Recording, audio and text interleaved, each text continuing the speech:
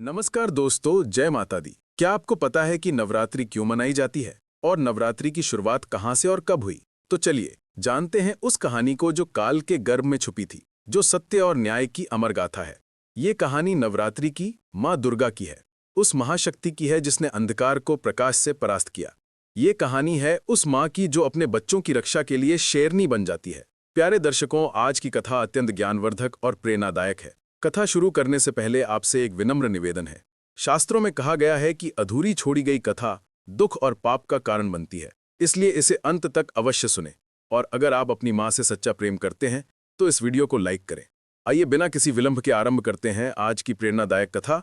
बहुत समय पहले जब इस धरती पर एक ऐसा अंधकार छाया था जिसने हर खुशी को निगल लिया था। महिषासुर नाम का एक राक्षस था जिसका दिल पत्थर से भी कठोर था और जिसकी आंखों में केवल विनाश की आग जलती थी। महिषासुर का जन्म एक महेश यानी भैंसे और एक दानवी के मिलन से हुआ था। उसकी मां ने मरते समय उसे आशीर्वाद दिया था कि कोई भी पुरुष उसे नहीं मार सकेगा। ये वरदान उसके लिए अभिमान का कारण बन गया था। बचपन से ही महिषासुर में असाधारण शक्तियां थीं। वर्षों तक कठोर तपस्या करके उसने ब्रह्मा जी को प्रसन्न किया और वरदान मांगा कि कोई भी पुरुष, देवता, दानव या इंसान उसे नहीं मार सके। ब्रह्मा जी ने यह वरदान दे दिया, लेकिन महिषासुर के अहंकार में ये बात नहीं आई थी कि कोई स्त्री उससे युद्ध भी कर सकती है। वरदान पाकर महिषासुर की नजर स्वर्गलोक पर पड़ी। उसने सोचा कि जब कोई पुरुष उसे मार नहीं सकता तो वह देवताओं को भी हरा सकता है। एक अंधेरी रात में महिषासुर ने अपनी विशाल सेना के साथ स्वर्गलोक पर आक्रमण कर दिया। उसकी सेना में हजारों दानव थे जिनकी आंखें आग की तरह लाल थीं। इंद्रदेव ने अपना वज्र चलाया, भगवान विष्णु ने सुदर्शन चक्र फेंका, भगवान शिव ने त्रिशूल उठाया, लेकिन महिषासुर पर इसका कोई असर नहीं हुआ। 3 दिन 3 रात युद्ध चला, लेकिन देवताओं की सारी शक्तियां महिषासुर के सामने छोटी पड़ रही थीं। अंत में हारकर सभी देवता स्वर्गलोक छोड़कर भागने पर मजबूर हो गए। महिषासुर ने स्वर्गलोक पर कब्जा कर लिया और इंद्र के सिंहासन पर बैठकर सारे देवताओं के अधिकार छीन लिए। स्वर्ग में महिषासुर का आतंक छा गया। उसने अप्सराओं को कैद कर लिया और गंधर्वों को अपना दास बना लिया। स्वर्गलोक, जो कभी संगीत और खुशी से भरा रहता था, वो अब रोने और चीखने की आवाजों से भर गया। स्वर्गलोक पर महिषासुर के कब्जे का असर धरती पर भी पड़ने लगा। सूर्य और चंद्र उसके नियंत्रण में होने से मौसम का चक्र बिगड़ गया। कभी तेज धूप पड़ती, कभी भयानक बारिश होती, जिसकी वजह से खेतों में फसल नहीं उगती थी। नदियां या तो सूख जाती या बाढ़ से भर जाती। पेड़ों पर फल नहीं आते थे। पशु पक्षी परेशान थे। इंसानों की हालत और भी खराब थी। भूख और प्यास से लोग तड़प रहे थे। बीमारियां फैल रही थी, बच्चे रो रहे थे और माताएं उन्हें चुप कराने के लिए खुद रो रही थी। सबसे दुखद बात यह थी कि लोग प्रार्थना करते थे, लेकिन उनकी प्रार्थनाएं स्वर्ग तक नहीं पहुंच पा रही थी। मंदिरों में पुजारी निराश होकर बैठे थे। लोग सोचने लगे थे कि शायद धर्म हार गया है। स्वर्ग से निकाले गए देवता इधर उधर भटक रहे थे और उनकी दशा बहुत दयनीय थी।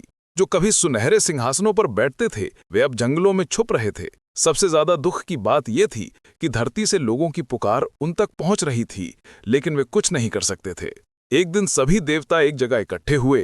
तब इंद्र ने कहा, हमने अपने अहंकार में ये नहीं सोचा था कि हम भी हार सकते हैं। विष्णु भगवान ने कहा, यह सिर्फ शक्ति की हार नहीं है, यह हमारी सोच की भी हार है। हमने सोचा था कि पुरुष शक्ति ही सब कुछ है। फिर शिव भगवान ने कहा, ब्रह्मांड में जो सबसे बड़ी शक्ति है वो है शक्ति स्वयं, और शक्ति का रूप माँ है। हमें माँ की शरण में जाना होगा। सभी देवताओं ने निर्णय लिया कि वे आदि शक्ति माँ भवानी के पास जाकर विनती करेंगे। हिमालय की सबसे ऊंची चोटी पर, जहां बर्फ हमेशा चमकती रहती है और हवा में दिव्यता का एहसास होता है, सभी देवता इकट्ठे हुए। उनके दिल में भक्ति थी और आंखों में आंसू थे। इंद्र ने सबसे पहले प्रार्थना शुरू की। उनकी आवाज में दर्द था, हे माँ, हे आदिशक्ति, हे जगतजननी, हमारी रक्षा करो। हमारे अहंकार ने हमें अंधा बना दिया था। अब हमें एहसास हुआ है कि तुम्हारे बिना हम कुछ भी नहीं है। विष्णु भगवान ने हाथ जोड़कर कहा, हे माँ, तुम ही हो जो सृष्टि की रचना करती हो, उसका पालन करती हो और जरूरत पड़ने पे सहार भी करती हो।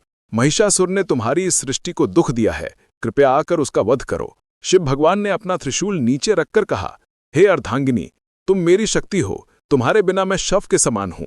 मेरी सारी शक्ति तुमसे ही आती है। अब तुम ही हमें बचा सकती हो। ब्रह्मा जी ने कहा, हे माँ, मैंने महिषासुर को वरदान दिया था कि कोई पुरुष उसे नहीं मार सकेगा, लेकिन तुम स्त्री शक्ति हो, तुम उसे मार सकती हो। कृपया प्रकट होकर धर्म की रक्षा करो। अन्य सभी देवताओं ने भी अपनी अपनी प्रार्थनाएं की। उनकी आवाजों में इतना दर्द था कि पत्थर भी पिघल जाते। उनकी भक्ति इतनी सच्ची थी कि आकाश में तारे भी। 3 दिन 3 रात तक लगातार प्रार्थना चलती रही। देवता न खाते थे न सोते थे, बस माँ को पुकारते रहते थे। उनके आंसुओं से हिमालय की बर्फ भी गीली हो गई थी। चौथे दिन सुबह जब सूरज उगने वाला था, तब आकाश में एक अजीब सी रोशनी दिखाई दी। ये रोशनी सूरज से भी तेज थी, लेकिन आंखों को दुख नहीं दे रही थी। ये रोशनी मां की थी। अचानक आकाश से दिव्य प्रकाश निकला और पूरा ब्रह्मांड उससे चमक उठा। उसी प्रकाश से मां दुर्गा प्रकट हुई। उनका रूप अलौकिक था। आंखों में करुणा और शक्ति दोनों झलक रही थी। उनके 10 हाथ थे और हर हाथ में एक अलग हथियार, जो सुरक्षा का प्रतीक लग रहे थे। मां दुर्गा को देखते ही देवताओं का भय मिट गया और उनके दिलों में आशा जगी। मां ने कहा, मेरे बच्चों, तुम्हारा दुख देखकर मैं आ गई हूं। महिषासुर को उसके पाप की सजा मिलेगी। इंद्र ने कहा, हे मां, हमारे अहंकार से यह संकट आया है। मां ने उत्तर दिया, गलती इंसान से होती है, लेकिन उसे स्वीकार करना और सुधारना महानता है। अब मैं तुम्हारी रक्षा करूंगी। विष्णु ने पूछा, मां, हमारे हथियार बेअसर है, आप कैसे विजय पाएंगी? मां मुस्कुराई और बोली, तुम्हारे हथियारों में तुम्हारी शक्ति है, लेकिन मेरे हथियारों में पूरे ब्रह्मांड की शक्ति है, क्योंकि मैं ही उसका स्रोत हूं। मां दुर्गा ने देवताओं से कहा, अब तुम सब अपनी अपनी शक्ति मुझे दे दो। जब सारी शक्तियां एक हो जाएंगी, तब महिषासुर का अंत होगा। सबसे पहले भगवान शिव आगे आए। उन्होंने अपना त्रिशूल मां को भेंट किया। जैसे ही मां ने त्रिशूल हाथ में लिया, वो दिव्य प्रकाश से चमकने लगा। फिर भगवान विष्णु ने अपना सुदर्शन चक्र दिया। चक्र मां के हाथ में आकर सोने की तरह चमकने लगा। इंद्र ने अपना वज्र दिया। वज्र में अब पहले से भी ज्यादा बिजली की शक्ति आ गई। वरुण ने अपना शंख दिया। अग्निदेव ने अपनी आग दी। वायुदेव ने अपनी हवा की शक्ति दी। सूर्यदेव ने अपनी रोशनी दी। जैसे जैसे देवता अपनी शक्तियां मां को दे रहे थे, मां का तेज बढ़ता जा रहा था। उनके चारों तरफ एक दिव्य प्रकाश का घेरा बन गया था। हिमालय के राजा पर्वत ने मां को एक शेर दिया। यह शेर कोई साधारण शेर नहीं था। यह दिव्य शेर था, जिसकी आंखों में आग जलती थी और जिसकी दहाड़ से पहाड़ हिल जाते थे।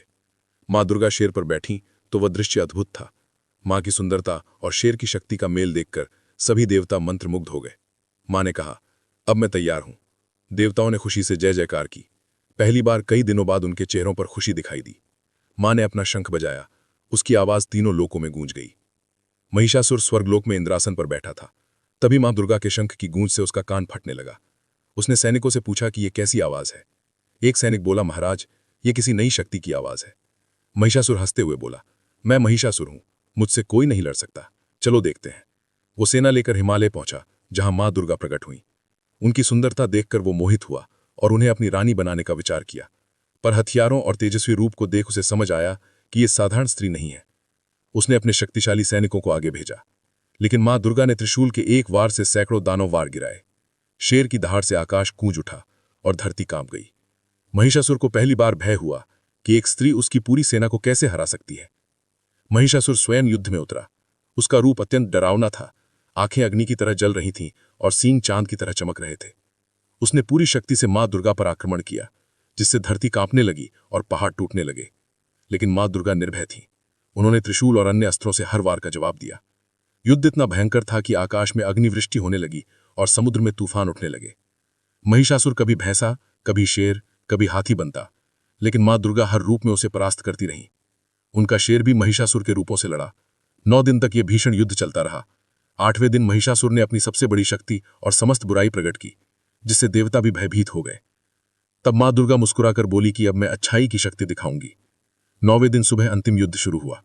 महिषासुर ने पूरी शक्ति झोंक दी। उसकी आंखों से आग और जहर निकल रहा था। मां दुर्गा के 10 हाथों में अस्त्र चमक रहे थे और उनका तेज सूरज से भी अधिक हो गया था। महिषासुर ने सिंघौर पैरों से प्रहार किया, जिससे धरती और पहाड़ कांपने लगे, पर मां ने त्रिशूल और अपने शेर से उसे रोक लिया। दोनों के बीच भीषण युद्ध हुआ, लेकिन मां दुर्गा की शक्ति लगातार बढ़ती रही, क्योंकि षष्ठी का आशीर्वाद उनके साथ था।